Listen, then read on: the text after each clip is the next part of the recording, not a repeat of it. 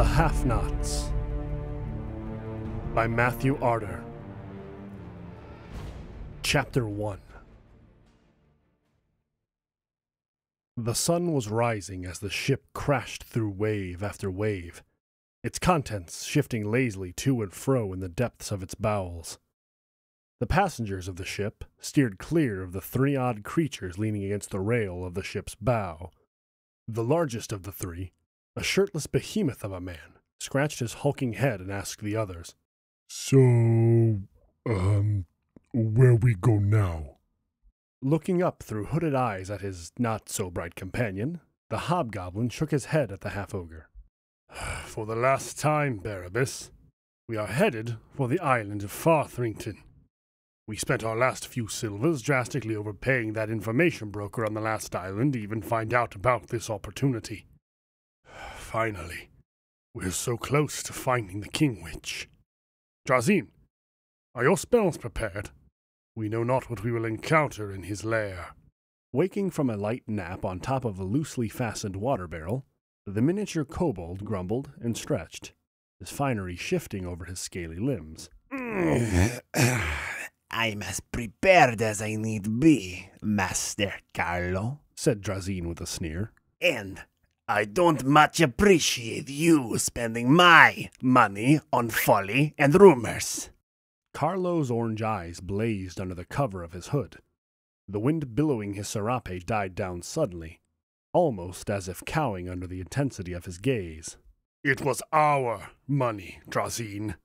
Lest you truly believe you could have felled a giant with your own miserable prowess." The ornery little druid stood up on his water barrel to meet the hobgoblin's gaze.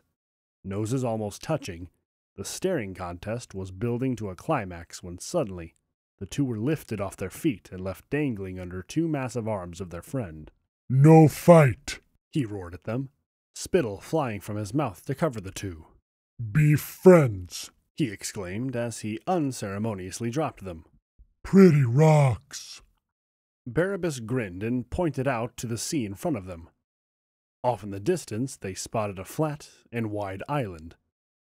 Drazin clambered to his feet and said, "You giant oaf! That is not a rock. It is an island."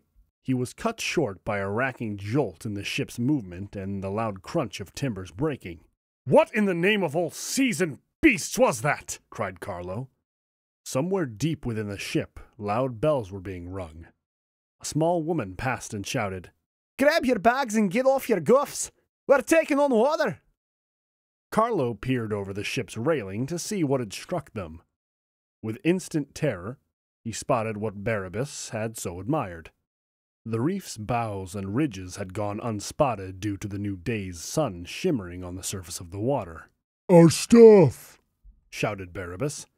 The three hurriedly sped down the stairs to gather their gear from an over-cramped closet of a room.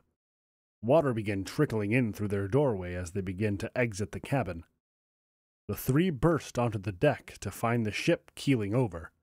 Roughly 24 people sped toward land in 2 rowboats. A sad amount considering the ship carried 5 boats total. Several more people floated aimlessly in the water, some alive, others not so fortunate. Seeing their footing slide away from them quickly, Carlo pointed to the last rowboat above water roped vertically to the mast. "Get that quickly, before it sinks!" Drazin huffed. "Do this, do that, jeez." He muttered an incantation and his form began to shift to that of a beaver. He headed straight for the thick rope holding the boat in place. Barabbas hefted his imposing greatsword and, smiling, shouted, "I'll help," as he bounded towards the mast. With a roar, he swung his blade and cleaved the boat in 2, lodging his blade halfway through the mast. With a moan, Carlo palmed his face and shook his head. He walked to the mast to help his large friend retrieve his blade. Even as a beaver, Drazin's irritation showed in his eyes. He quickly began to chew at the other half of the mast. The impressive weight of the mast gave way with a loud cracking, and the great shaft fell into the ocean.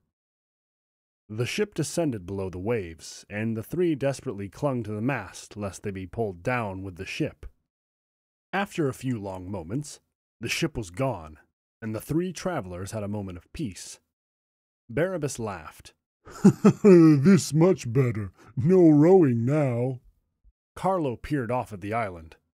With luck, we'll float to shore within the hour. Drazin climbed aboard the mast, his body changing back to that of a kobold. His small form was just enough to sit comfortably aboard the wood. Fine by me, long as I make it there safely.